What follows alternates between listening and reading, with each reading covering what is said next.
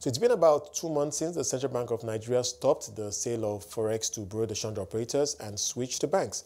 Since then, the value of the naira at the parallel market dropped from around 500 to about 550 naira to a dollar.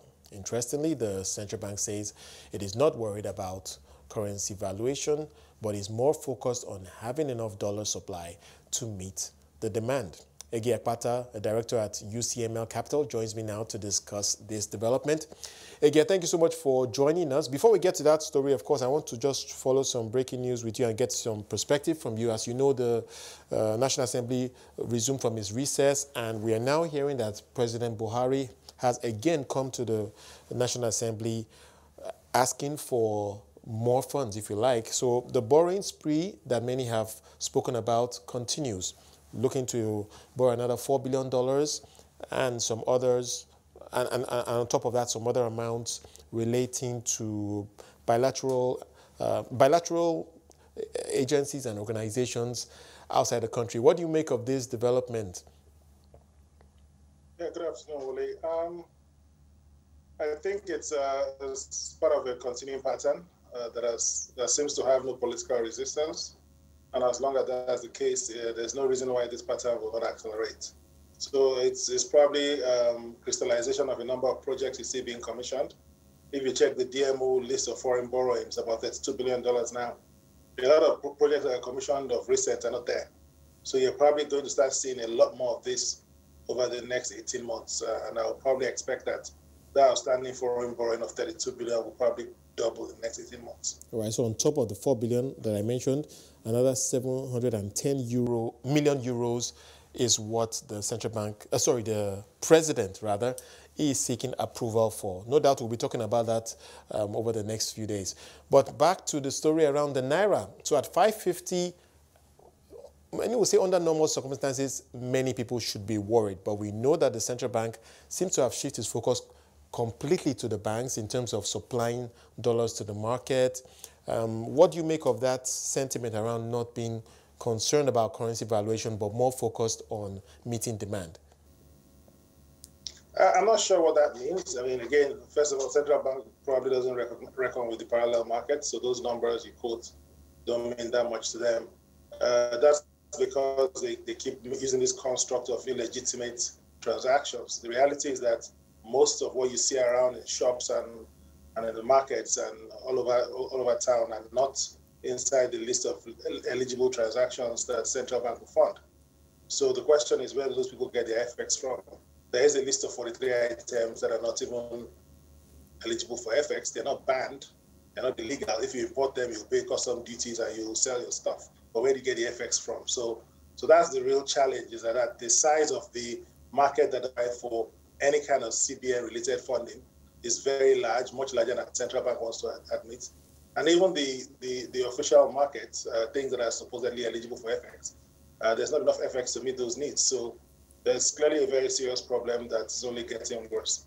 And to make it worse, the reality is that this has happened before, and the last time it happened, i.e. supply of FX to BDCs was shut down, the parallel market moved up 70%. It's already moved 10% in less than 2 months.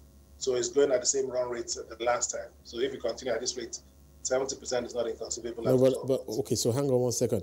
I think many will be very concerned if you are suggesting that we could see further devaluation to the quantum of 70%. Are you suggesting that if nothing is done, that is what is likely to play out here?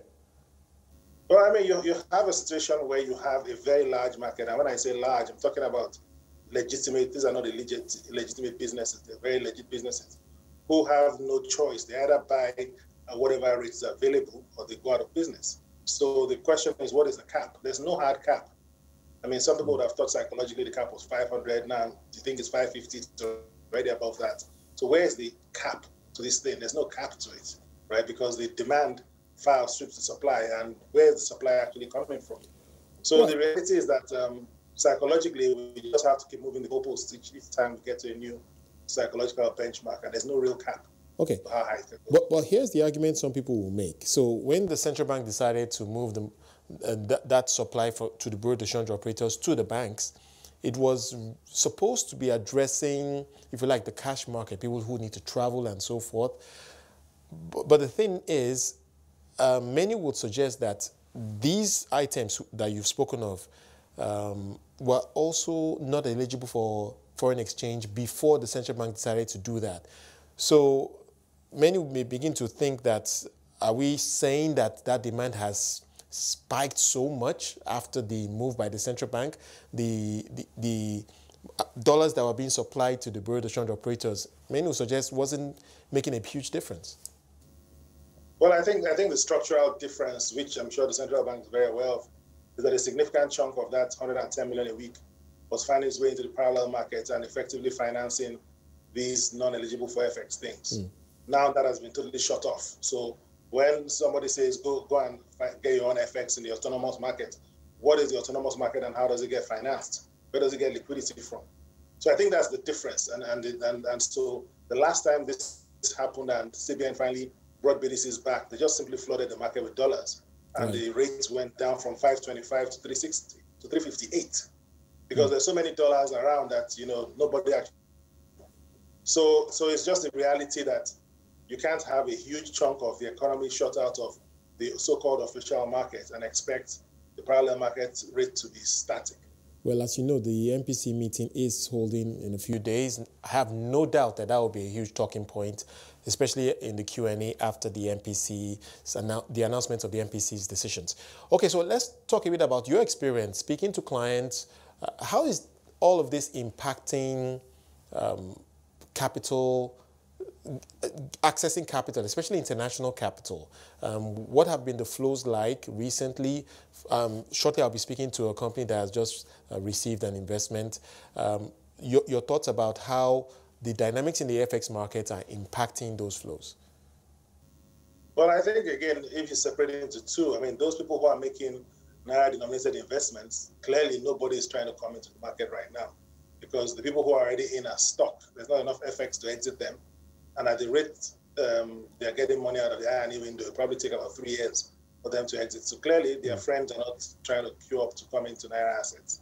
Right. So the question becomes, how do you deal with that problem? If you bring your money in at 412 and you get CCI, the next day you can't get out. You're stuck here. And when you look at the parallel rate, you start to get worried that at some point, the official rate eventually goes to where the parallel rate is as of today at some point. So it's not a comfortable situation to be in. But those who are raising dollar money, euro bonds, and the rest, there's obviously a lot of liquidity out there. And as long as the money is not being converted to naira, the borrower should be safe. Okay. But again, what would you say about those that the central bank is more or less saying, just come to the official market? The currency is stable there. It has been stable for a while. You have no concerns if you're doing legitimate business in Nigeria, bringing capital.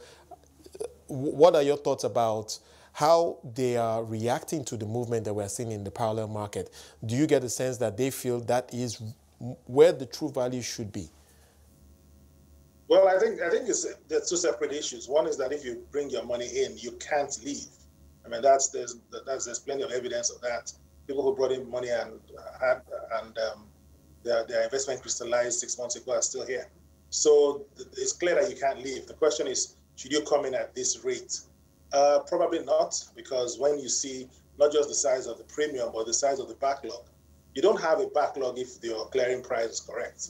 So clearly they know there's a challenge somewhere. And unless you absolutely have to bring money in for operating expenses, you're not likely to be bringing in money to make a long-term investment or a short-term investment at 411, 412. Very quick answer to this, because I have to round this up. This doesn't affect Eurobond investors. These dynamics, how do you think that the dynamics that we're seeing right now will impact those who are considering investing in the Eurobond that should be in the market next month? It has very little impact because, again, Eurobond investors in Nigerian federal government Eurobond, they're looking at the oil price and their ability to service their debt from oil receipts. Right. However, in 18 months, if you're owing 64 billion instead of $32 billion, they start to get worried about your interest coverage. So no issues. The issue is likely to do very well.